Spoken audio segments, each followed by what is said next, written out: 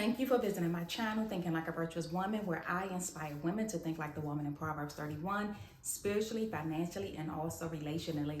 So today, in this video, you can tell by the title what I'm going to be talking about. I'm going to be talking about some of the myths related to practicing abstinence that I have personally heard myself from people saying to me, and then some things that I also see online. Whenever I see people talking about abstinence, until marriage specifically, these are also some of the things that I see in the comments. So some of the things I've been told personally, and some of these things are things that I have seen online, even videos made about certain things that I'm going to talk about today.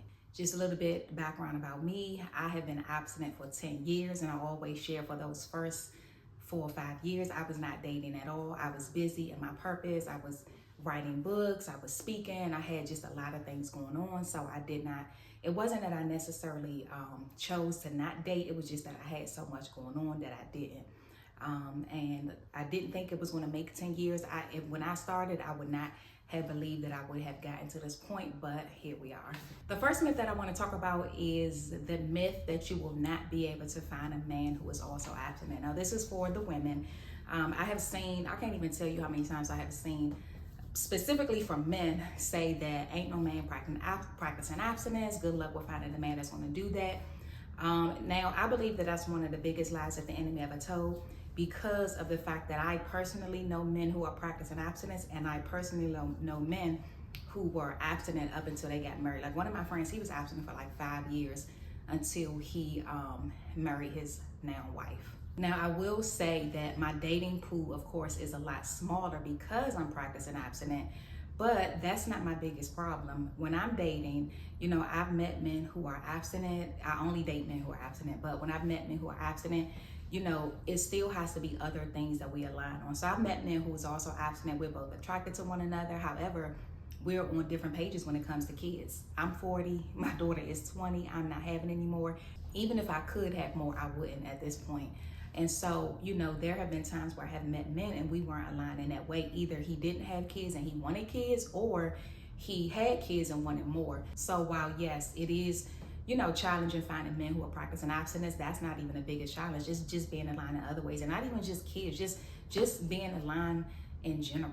Another myth is that people who are abstinent do not think about sex. Now, this is far from the truth. I will tell you this. There have been times where, you know, just being transparent, I may have been downstairs watching TV, you know, and then when it's time for me to go upstairs and go to bed, I'm walking up the steps and wishing I had something there waiting for me. I'm just being real and transparent. So it is a myth that people who practice abstinence do not think about sex. It's just that many of us have made a decision to abstain. So while it does cross our minds, while sometimes we do think about it and we miss it, you know, we miss it, we have just made a decision to abstain until we are married. Another myth is that it's impossible. Now, I've heard this. I've even been told, like, there's no way you've been abstinent that long. Like, I've heard this guy say that she might say she abstinent, but she getting it from somebody. That is absolutely a myth.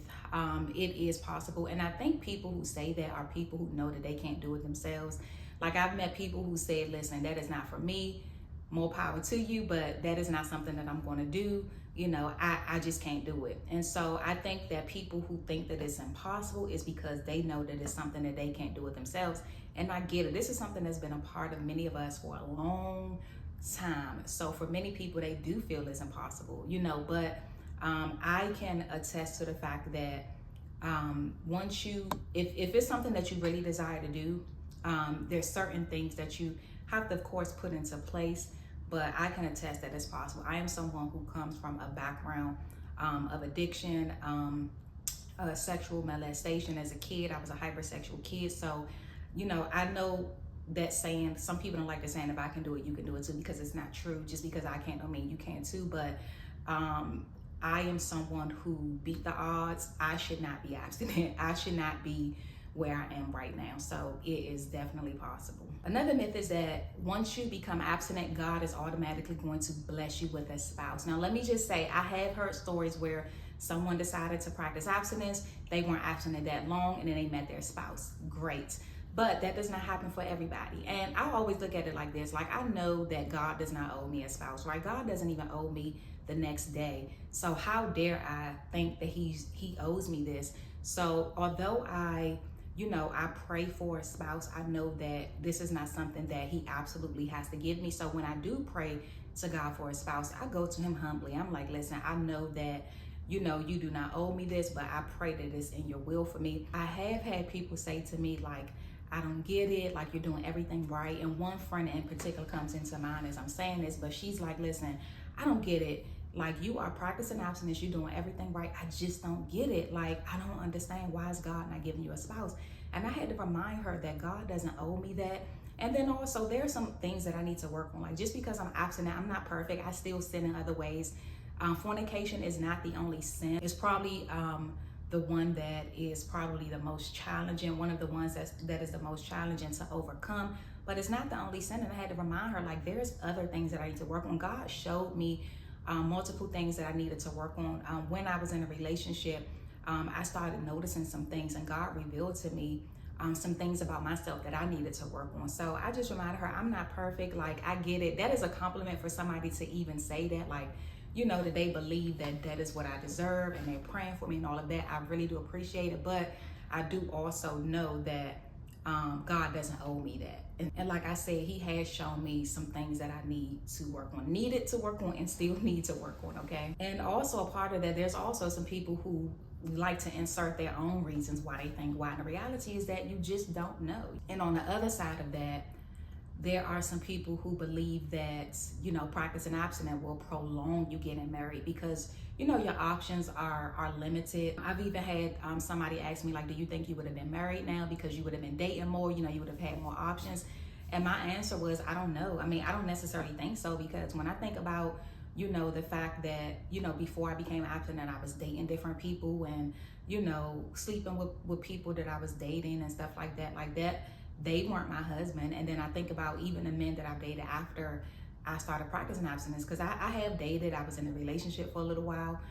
They weren't my husband. And so the reality is that those would have been people that I would have slept with, I would have added to my body count, but they weren't my husband. So it wouldn't have really made a difference. One difference that it could have made is that I could have married the wrong person because I was caught up in the sex, and I wrote about this. I have an ebook. It's called Not My Goodies, 10 Benefits of Practicing Abstinence Until Marriage. And that's one of the things that I talked about, is that being abstinent helps you to not look past bad behavior or look past the fact that someone is not for you. Because, when you think about how many times you stayed in bad relationships just because the sex was good, so if anything, that could have happened, because I almost got married years ago. I mean, wedding planning, had paid for my dress and everything. That's a whole nother story, but so I don't think it make a difference. And then I know people who are having sex and not married. So that doesn't guarantee it. Even having sex does not guarantee you a spouse either. Another myth is that abstinence and celibacy is the same thing. Now, I know people use the two interchangeably, but abstinence, of course, is abstaining from sex. Celibacy is abstaining from sex and also abstaining from marriage, a vow to abstain from marriage. So I do not claim celibacy. Priests and nuns are celibate, hence they take a vow to abstain from marriage, as well as sex. But I know people who feel like there's no harm in it.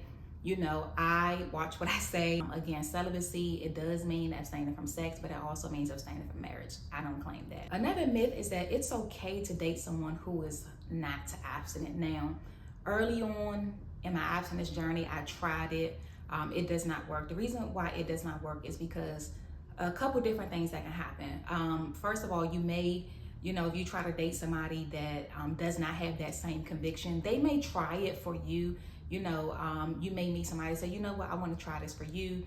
And then if they're not doing it for themselves, it is very easy to fall off. When you have the commitment that you want to do this for God, you want to honor God with your body, it's just different. Somebody that's just doing it for you, it's easy to fall off.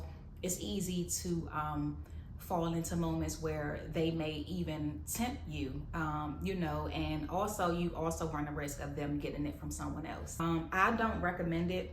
I did it early on, and it just wasn't, before I stayed on the journey, I did try a few times. I fell on and fell off. That's just a part of the journey. And that was because I was trying to date people who didn't feel the same. And so now I just don't believe in that, because, as a human, you're going to both have moments where you're tempted. The Bible talks about how the spirit is willing, but the flesh is weak. And so you want to be with somebody who has that same conviction. So when one of you are feeling weak, the other is strong, and vice versa. You don't want to be with somebody or try to date somebody who does not have that same mindset. I remember I was dating somebody whose conviction was even stronger than mine, and he made me feel like, you know, he was not playing about it. Like I already knew I wasn't playing, but it was like he just really was adamant about boundaries and all of that. And I love that, because usually it would be me leading the situation, and I love that he was leading the situation. Another myth is that you can do everything as long as you don't have sexual intercourse. And I just want to say that that is not practicing abstinence. If you two are dating and y'all are pleasing each other sexually, you know, bringing each other to a certain point, you know, sexually, that is not abstinence. So it is not true that you can do some things as long as you don't actually have sexual intercourse. It's still sex. And then also, you don't want to tempt yourself to do all of that and then think, you know, you're going to be able to get away with that and not actually be tempted to eventually have sex. Another myth is that abstinent people are horny and miserable. Now, the former could be true at times. Like I said, you know, as an abstinent person, it does cross our mind, so it happens. The body wants what it wants. The flesh wants what it wants, so that happens. As far as being miserable, that's a myth. Not for everybody anyway. There probably are some people that are miserable. For me, as I mentioned, I have been busy, and so I am not miserable. I can honestly say that I'm not miserable. Do I desire to get married? Do I desire to, you know, have sex one day with my husband? Of course I do. But because I have a life, you know, I've taken solo trips. I go to concerts. I take myself out to eat. I go to the movies. You know, I go to events. I do different things. I've written 4 books. You know, I am busy. I have 4 YouTube channels that I'm on, creating content, helping people. I love to help people. I get fulfilled. Like, I honestly feel great knowing that I'm making a difference in somebody's life.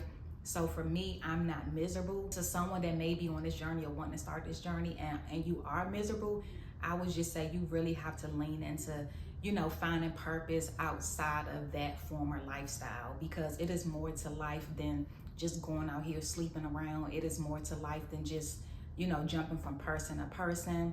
And so I do recommend, I mentioned my ebook. I'll link that in the description box because I do highly recommend that. And I'm actually working on another book now just to help with people like that are single and miserable, abstinent and miserable. So stay tuned for that announcement. If you're not already subscribed to my channel, make sure you do that so you can be notified when that comes out. Another myth is that people that's been abstinent think that they're better than somebody. Like, listen, I don't think I'm better than anybody. In fact, I know I'm not better than anybody.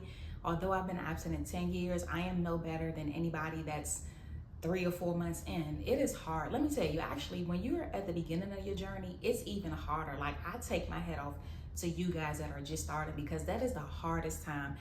It gets easier over time, but listen, when you are initially getting on this journey, when you're trying to stop something that you have been doing for so long, that is the hardest thing ever. I met this guy, and at the time he had been abstinent for 8 months. And when I told him, I think at the time for me, it maybe had been about 5 or 6 years, something like that.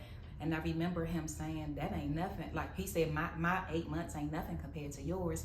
And I was like, please don't ever compare yourself. I said, I am proud of your 8 months. Like, I know it's not easy, especially as a man. So I was like, listen, don't ever, you know, shortchange yourself like that and think because somebody has been abstinent longer, that there's nothing to, you know, that's nothing. Your every day is a celebration. So for those of you that's new to the journey, celebrate your day, celebrate your week, your 1 month, your 6 months, your year. When you're on this journey, every time you meet a milestone, it's going to feel so good. And you're going to be like, dang, I don't want to go back. Like, in the beginning, it's hard. But then as you're going, you're like, dang it, I done came this far. You know, I can do. All right, my last phone ended up losing space. So I had to switch to my older phone. So hopefully this doesn't lose space either. I think I got enough space, but anyway, let me hurry up and finish this before it cuts off again. But I just wanted to say, you know, just celebrate every milestone. Once you reach your, you know, celebrate your day, then your 1 week, your 1 month, your year. And as you go on, you're just going to be celebrating every time you reach a new milestone. And then eventually you're going to be like, listen, I'm not going back. Like I said, I never thought that I would have been 10 years in when I first got started. I did not expect that at all, but it has gone so fast. And of course, you may be listening to this like, I don't want 10 years. Of course you don't.